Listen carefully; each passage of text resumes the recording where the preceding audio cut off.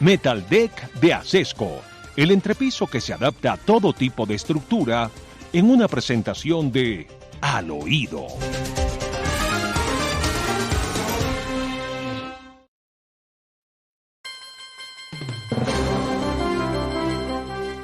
Hace no muchos días, mi querido Demar y queridos oyentes, hablábamos con verdadera alarma de la cita que las FARC le pusieron a comerciantes del Meta y del Guaviare para que concurrieran y para que se comprometieran a hacer determinadas cosas en favor de las FARC, para darles dinero como si fueran un Estado establecido. Bueno, pues ahora eso está ocurriendo en el Caquetá también. Sí, señor, es hoy jueves 22 de agosto cuando los terroristas de las FARC le pusieron cita en Paujil, en Doncello, en gran parte del departamento del Caquetá, a los comerciantes, a los lecheros, a los finqueros, para que hagan presencia y paguen en lo que ellos llaman el impuesto de la revolución, y esto significa pagar por gallinas, por vacas, por litro de leche vendido y por hectárea de tierra que tienen.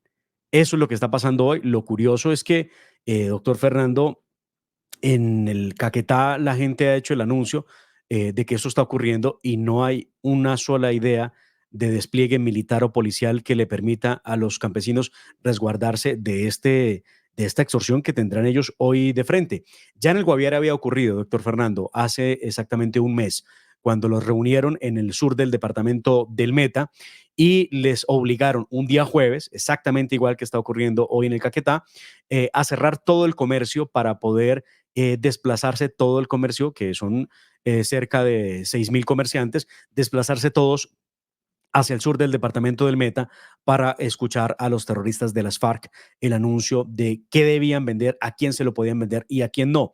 De hecho, tienen prohibido los que manejan los depósitos vender todo tipo de gaseosas o cervezas a gente que tenga que ver con la fuerza pública en la región. Y el que se sorprenda vendiendo, pues tendrá las consecuencias. Quienes no fueron porque creían que eso era un mito, que no era verdad lo del panfleto convocándolos a esa reunión, tuvieron la desagradable sorpresa de que les impusieron una multa de 30 millones de pesos que tendrán que pagar o sus vidas corren peligro. Eso es lo que está pasando en el Guaviare, en el Caquetá y en el Meta.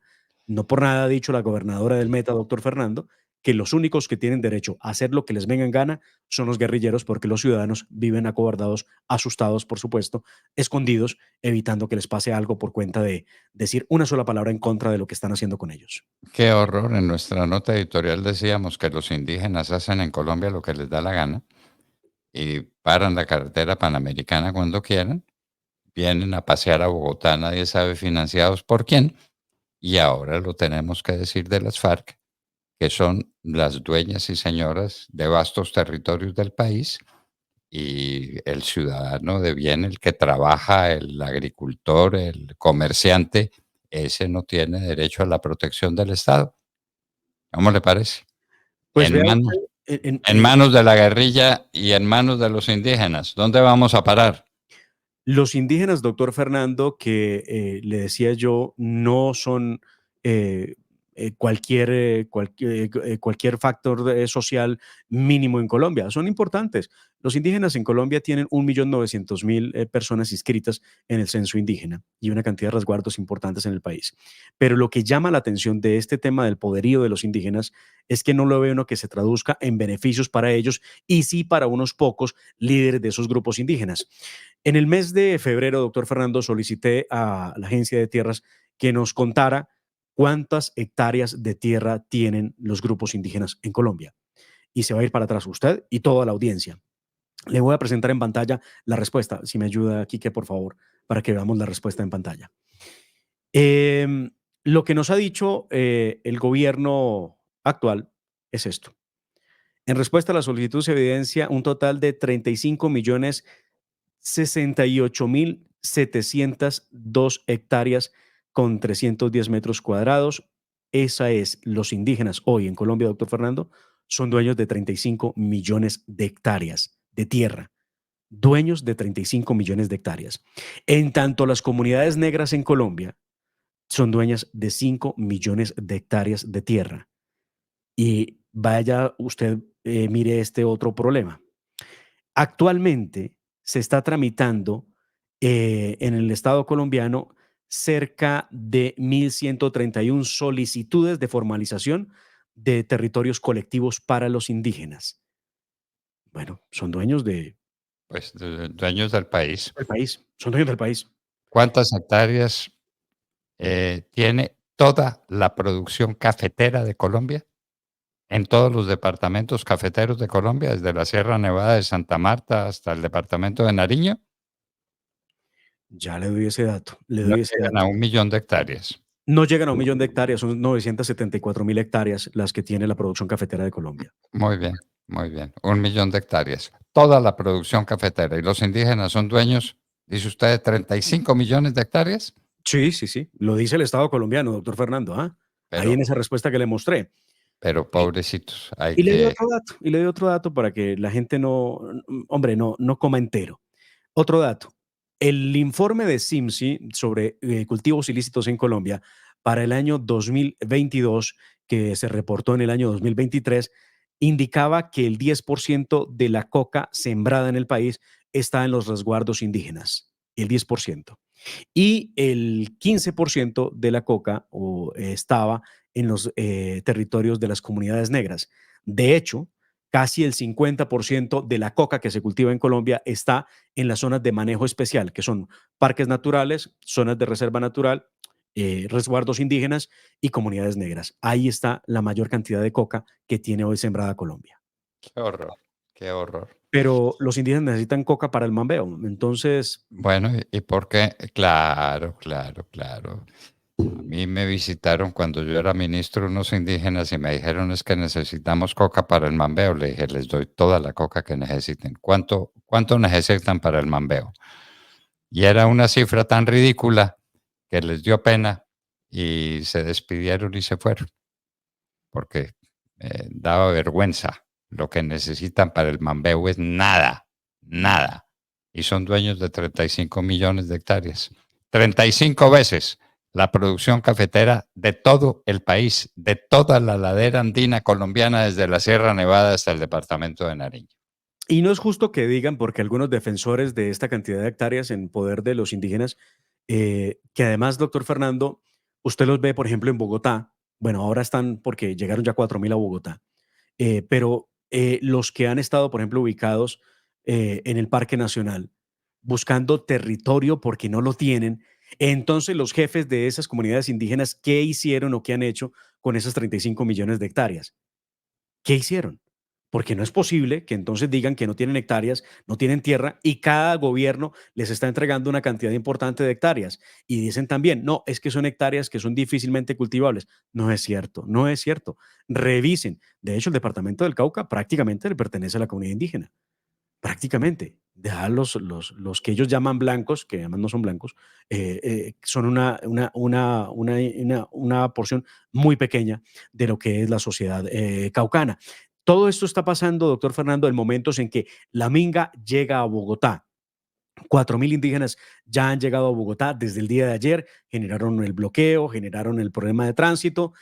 Alguien paga las chivas, que son cerca de 30 que llegan a Bogotá, nadie sabe quién las paga, nadie dice quién las paga.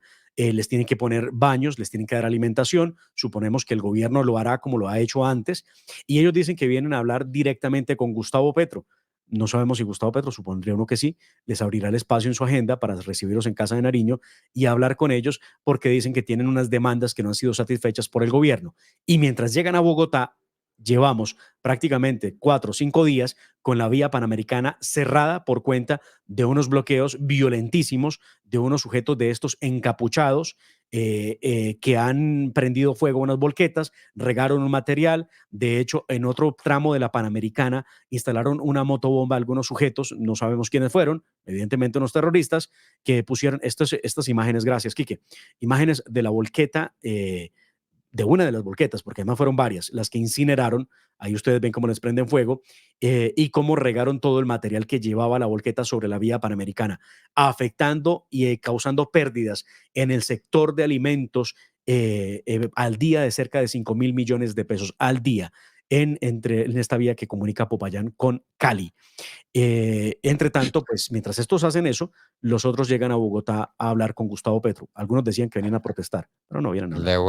Le vuelvo a preguntar, ¿la fiscal general de la Nación sabe que esto pasa? ¿Sabe que esto pasa?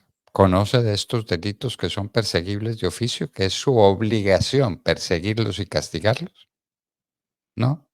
La fiscal general de la Nación no dice esta boca es mía, porque son los indígenas. Entonces tienen derecho a hacer lo que les venga en gana. Muy bien.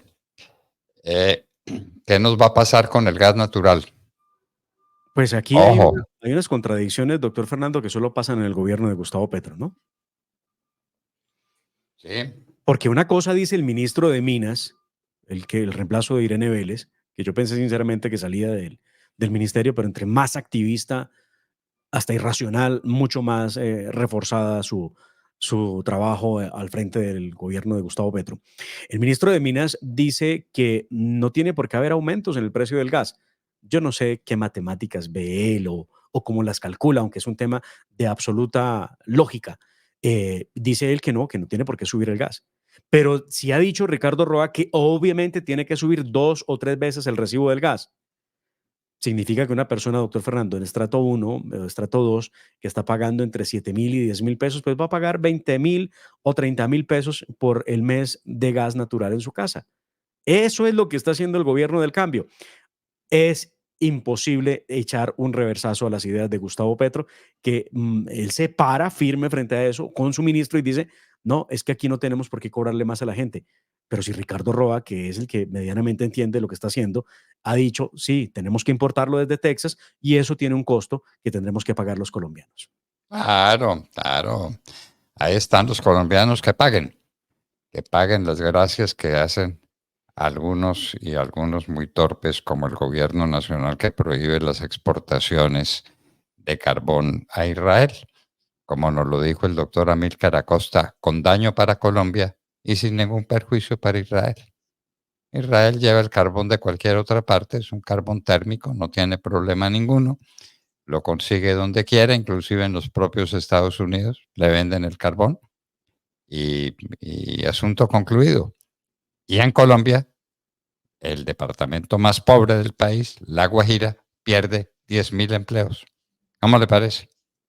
Claro, no, igual no le importa, a Petro no le importa eso. Y Bueno, entre tanto, doctor Fernando, los del Pacto Histórico, ayer hubo jornada importante en el país alrededor de lo que pasa en Venezuela, porque se reunió la Comisión de Relaciones Exteriores para analizar lo que está pasando con el país vecino y también de esa reunión hay dos posturas que quiero que las podamos ver. La primera, la de la senadora Paola Holguín, que hace parte de la Comisión Segunda del Senado de la República, que estuvo presente en la Comisión Asesora de Relaciones Exteriores y dio unas conclusiones de lo que está ocurriendo allí, indicando que su partido, el Centro Democrático, ha dicho que el presidente legítimo de Venezuela es Edmundo González.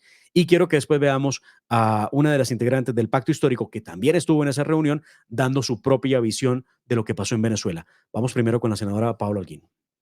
Nosotros como partido hemos sido claros reconociendo el triunfo de Edmundo González, también hemos sido claros sobre el inconveniente de plantear nuevas elecciones o una salida distinta a la transición pacífica que se debe dar y al reconocimiento del indiscutible ganador. Además, siempre hemos denunciado los atropellos del régimen de Venezuela contra sus ciudadanos. Hoy son más de 1,000 personas privadas de la libertad, más de 20 muertos, desaparecidos, y frente a esto, como demócratas, la postura siempre ha sido muy clara.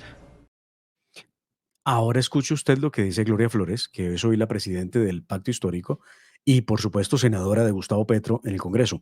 Escuche usted lo que dice esta señora. Diferencias que hay entre oposición y oficialismo.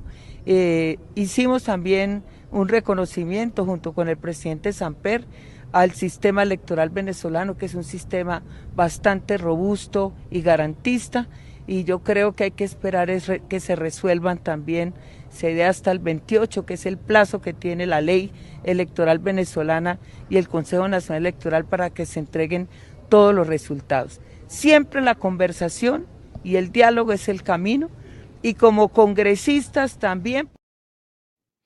Dice la señora Gloria Flores que el sistema venezolano es un sistema robusto y garantista, Se y va más nota, de un mes y no han entregado las planillas para saber quién ganó las elecciones. se nota, se nota. Lo que dice esta señora tiene toda la razón. Es increíble, increíble, pero bueno, Petro está apoyando a su amigo Maduro, pues entonces los de Petro, como esta señora, apoyan a Maduro. Y eso es lo que tenemos, lo que está pasando, la tragedia de Venezuela, el dolor de los venezolanos. Nuestros hermanos venezolanos se quedaron sin país, se les robaron con las elecciones, se les robaron el país.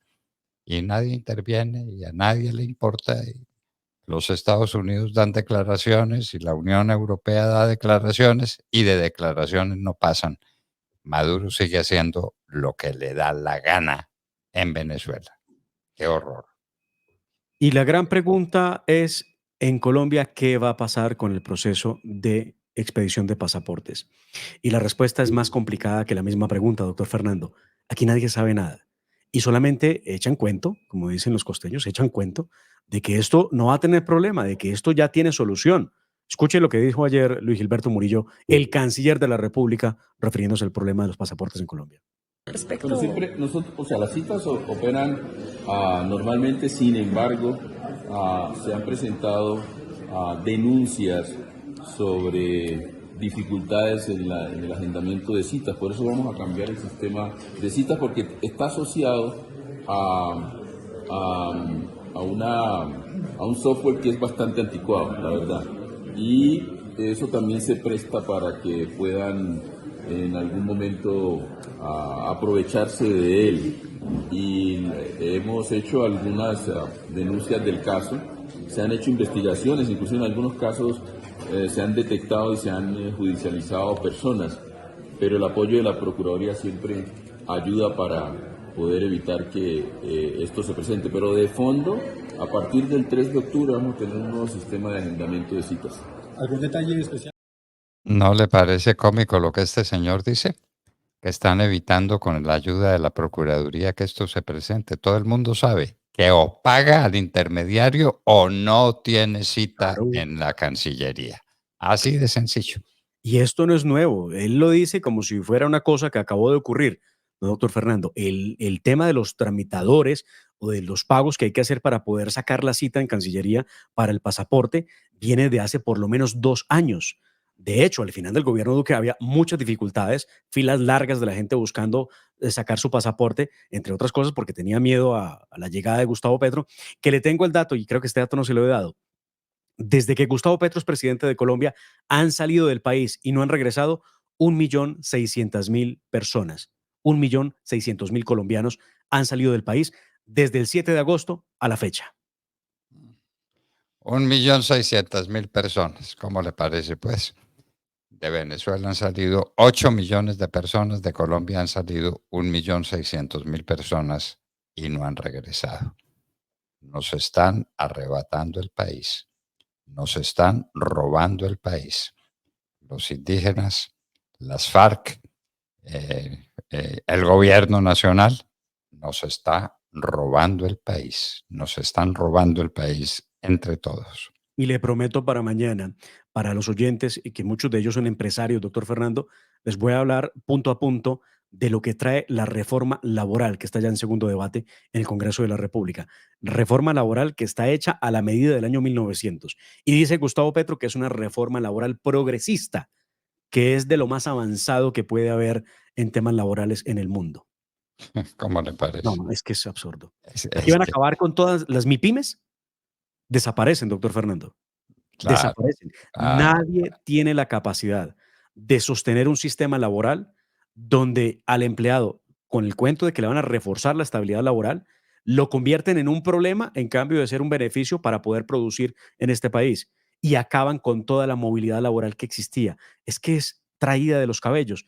Lástima, las plataformas que le han servido de ayuda, doctor Fernando, a cualquier ciudadano, el que se queda sin empleo y no tiene problema en hacerlo porque no lo ve y dice, yo quiero ser Uber, quiero ser Cabify, se inscribe, se pone a trabajar, no tiene un patrón, es su propio patrón, gana por las horas trabajadas, gana para poder tener un sustento en su casa, pero aquí al gobierno del cambio le parece que eso es un atentado contra la estabilidad laboral y eso hay que devolverlo a los años 1900.